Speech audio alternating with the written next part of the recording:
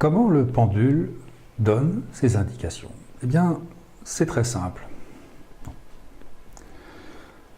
Comment tient-on un pendule dans la main?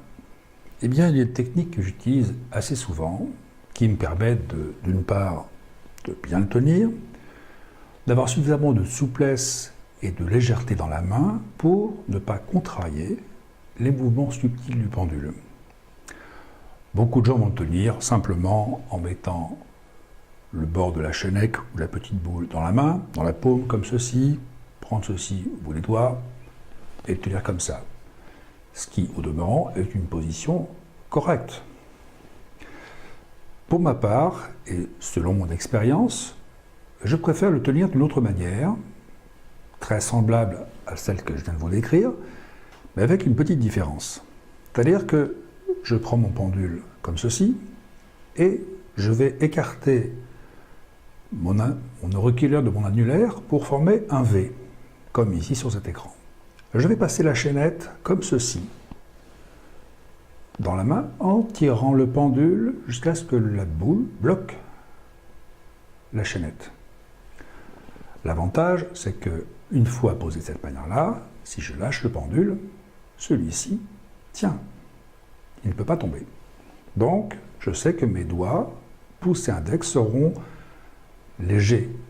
La pression sera légère et je ne vais pas contrarier les mouvements du pendule. Donc, repérez bien,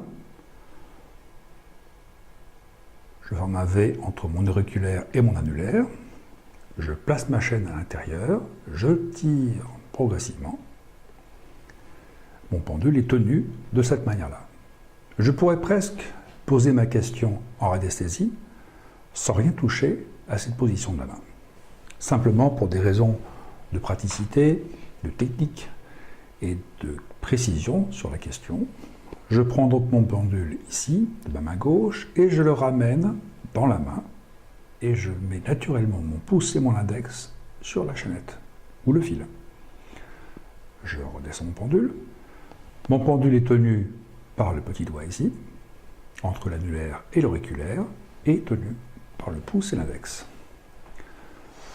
Alors je vois des gens également qui font souvent comme ça, qui le tiennent un peu comme s'ils allaient à la pêche. Ça n'est pas une position correcte. Ou alors avoir un mouvement de main très exagéré, dans cette position presque. L'avantage, enfin le désavantage, c'est que vous avez une position de poignet qui est contrariée et qui va fatiguer le poignet. Donc, à terme, ou vous créez une tendinite, ou alors contrarier le réflexe radiesthésique. La subtilité veut qu'il faut le tenir un peu comme si vous teniez une souris par la queue. Je sais, mesdames, certaines de vous ont peur, c'est pour ça que c'est la meilleure solution pour tenir un pendule, entre le pouce et l'index, pour avoir un mouvement léger, très très léger. Et vous ne le tenez presque pas entre les mains. Il doit presque glisser de vos doigts. C'est à cette condition que vous ne modifierez pas le réflexe radiesthésique et que vous laisserez passer les influx que votre pendule va vous transmettre.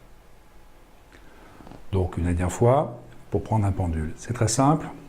La chaînette tenue de la main gauche, on ouvre la main, on tire, le pendule est tenu, on le reprend entre le pouce et l'index, et on le tient de cette manière-là, puisqu'on sait qu'il est tenu effectivement par cette partie-là. Il est tenu par l'auriculaire et par l'annulaire. Votre pendule est donc prêt à l'emploi.